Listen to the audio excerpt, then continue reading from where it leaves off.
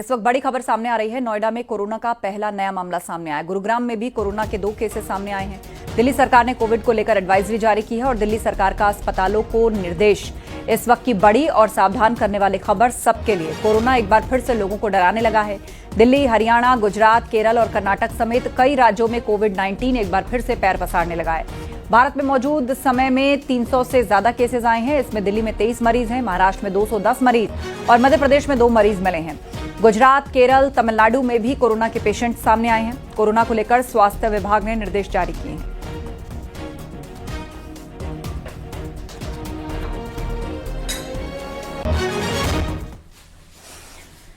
दिल्ली से खबर, भारत मंडपम में नीति आयोग की बैठक चल रही है। पीएम की अध्यक्षता में ये गवर्निंग काउंसिल की बैठक हो रही है और बैठक की थीम है विकसित भारत के लिए विकसित राज्य। बैठक में सीएम योगी और सीएम धामी शामिल हैं। नीति आयोग बैठक में कई राज्यों के सीएम शामिल हैं। सीएम योगी यूपी की उपलब्धियों का ब्यौरा रखेंगे। 2047 में विकसित भारत के लक्ष्य में यूपी भूमिका पर भी अपनी बात रखेंगे। तो ये इस वक्त की बड़ी खबर है। नीति आयोग की बैठक चल रही है भारत मंडपम में। पीएम मोदी की अध्यक्षता में यह अहम बैठक हो रही है। सीएम योगी और सीएम धामी इस बैठक में शामिल हैं। विकसित भारत के विजन को लेकर इस बैठक की थीम रखी गई है। ऑपरेशन सिंदूर की जानकारी देने और दुनिया भर में पाकिस्तान को बेनकाब करने के लिए सांसदों के डेलीगेशन का 2 ग्रुप्स जो है वो देर रात विदेश रवाना हो चुके हैं और कांग्रेस सांसद शशि थरूर और बीजेपी सांसद वैजयंत पांडा के नेतृत्व वाले सांसदों का ग्रुप देर रात रवाना हुआ और शशि थरूर का ग्रुप अमेरिका के बाद पनामा, ब्राजील, कोलंबिया और गुयाना जाएगा। वहीं वैजयंत पांडा का ग्रुप सऊदी अरब के बाद कुवैत, बहरीन और अल्जीरिया जाएगा और इसके साथ ही बचे हुए 2 ग्रुप्स भी आज विदेश रवाना हो जाएंगे। ये ग्रुप दुनिया में पाकिस्तान के नापाक चेहरे को बेनकाब करेंगे।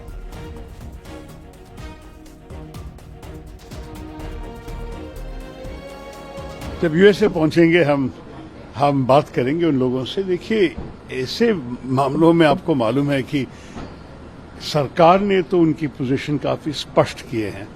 हमारे स्पोक्समैन मिनिस्ट्री के और हमारे फॉरेन सेक्रेटरी साहब भी सीधे लोगों को बताएं कैसे हुआ और क्या हुआ।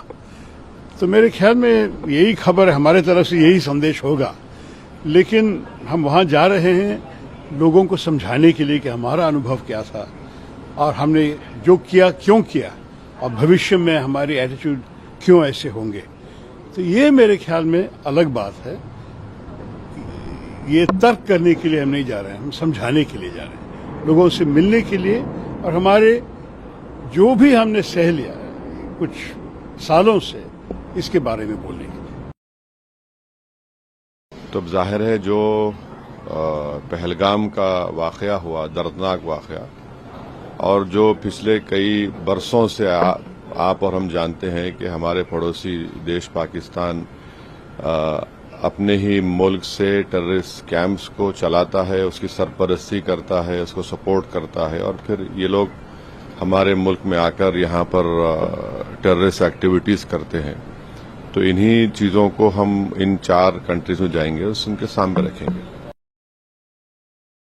आदरणीय मोदी जी के नेतृत्व में भारत ने जो न्यू नॉर्मल सेट किया है पिछले दशक में, यह है कि आतंकवाद के लिए हमारा 0 टॉलरेंस है।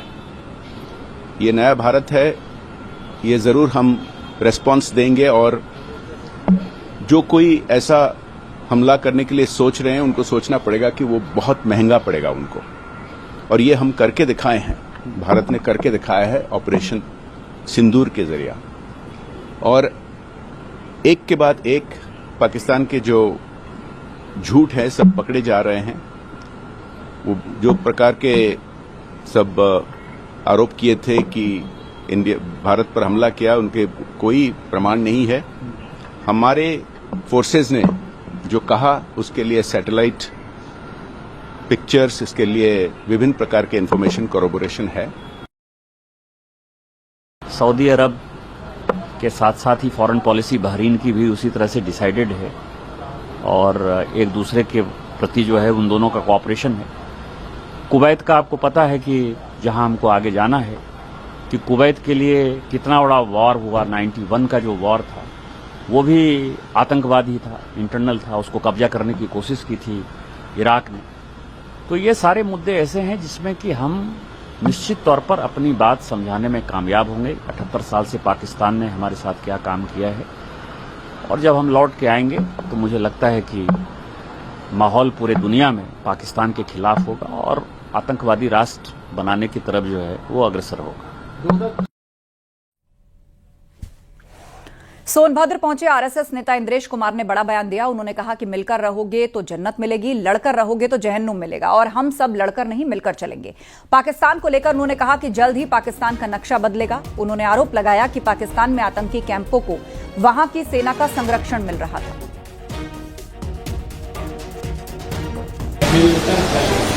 लड़कर नहीं, लड़कर नहीं, और नहीं तो जन्नत जाना पड़ेगा। मिलकर रहोगे तो जन्नत मिलेगी, लड़कर रहोगे तो जन्नत मिलेगी। लोकसभा में नेता प्रतिपक्ष राहुल गांधी पुंछ पहुंचे हुए हैं। राहुल पाक गोलीबारी में प्रभावित हुए लोगों से मुलाकात करके उनका हालचाल जानने पहुंचे। राहुल गांधी सबसे पहले पुंछ के डुंगस मोहल्ला पहुंचे। वहां पाकिस्तानी गोलीबारी में कई घरों को नुकसान हुआ था। यहां लोगों से मुलाकात के बाद राहुल डुंगस मोहल्ले के ही उस क्राइस्ट स्कूल पहुंचे जहां पढ़ने वाले 3 बच्चों की पाक गोलीबारी में मौत हो गई थी। राहुल गांधी ने स्कूल जाकर वहां पढ़ने वाले बच्चों से मुलाकात की और उनके हौसले को सलाम किया। इसके बाद राहुल गांधी गुरुद्वारा सिंह सभा पहुंचे। इस गुरुद्वारे पर पाक की तरफ से भारी गोलीबारी की गई। राहुल ने यहां हुए नुकसान का जायजा लिया और पीड़ितों से मुलाकात की।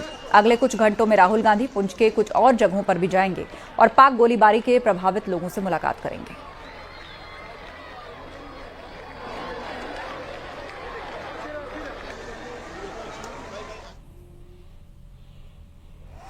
ऑपरेशन सिंदूर की सफलता को लेकर अभी भी देश के कई हिस्सों में तिरंगा यात्राएं निकाली जा रही हैं। इस कड़ी में लोगों ने प्रयागराज के शहर पश्चिमी विधानसभा क्षेत्र में तिरंगा शौर्य यात्रा निकालकर भारतीय सेना के शौर्य और पराक्रम को नमन किया है। इस यात्रा का नेतृत्व पूर्व मंत्री सिद्धार्थनाथ सिंह ने किया।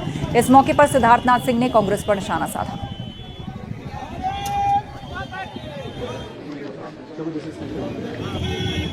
देखिए, कांग्रेस भूल गई है कि शायद उन्होंने आजादी की लड़ाई भी लड़ी थी।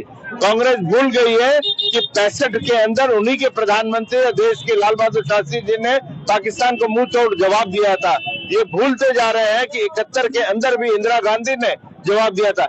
आज लगता है कि कांग्रेस के नेता जो है वो पाकिस्तान के प्रोपेगेंडा मशीनरी बन गए हैं। संभल से एसपी विधायक इकबाल महमूद ने पाकिस्तान से सीज फायर को लेकर सवाल खड़े किए। उन्होंने कहा कि पहलगाम हमले के आतंकी कहां हैं, इंटेलिजेंस क्या कर रहा है, सीज फायर क्यों हुआ। तो इकबाल महमूद ने सवाल उठाए। जिन लोगों ने पहलगाम में हत्याएं की थी उन लोगों को में से 2 या 3 लोग गिरफ्तार या मारे गए हैं, बाकी कहां हैं। अगर वो बॉर्डर पार करके अपने मुल्क चले गए तो हमारा इंटेलिजेंस क्या कर रहा था, और अगर वो यहाँ पर हैं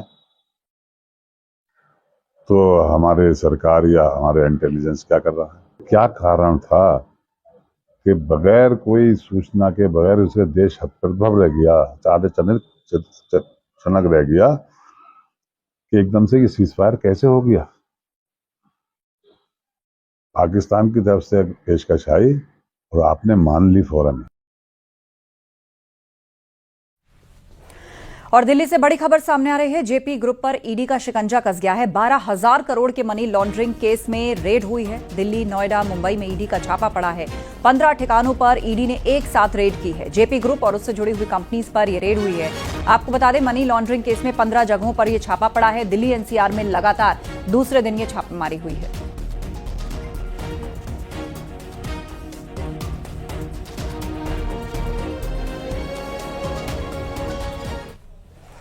सिद्धार्थनगर में अवैध निर्माण पर प्रशासन का बुलडोजर चला। कोतवाली सदर के सिंहराहा में बने अवैध मदरसे को प्रशासन ने ध्वस्त किया और बताया जा रहा है कि सरकारी जमीन पर बना अवैध मदरसा अरबिया दारुल उलूम पिछले कई सालों से संचालित हो रहा था और पहले भी कई बार अवैध निर्माण को हटाने के लिए नोटिस जारी किया गया, जिसके बाद प्रशासन ने बुलडोजर कार्रवाई की। आपको बता दें, नेपाल बॉर्डर से सटे कई जिलों में अब तक अवैध निर्माण को ध्वस्त किया जा चुका है। सिद्धार्थनगर में करीब 2 दर्जन से ज्यादा मदरसों के खिलाफ ध्वस्तीकरण की कार्रवाई हुई है।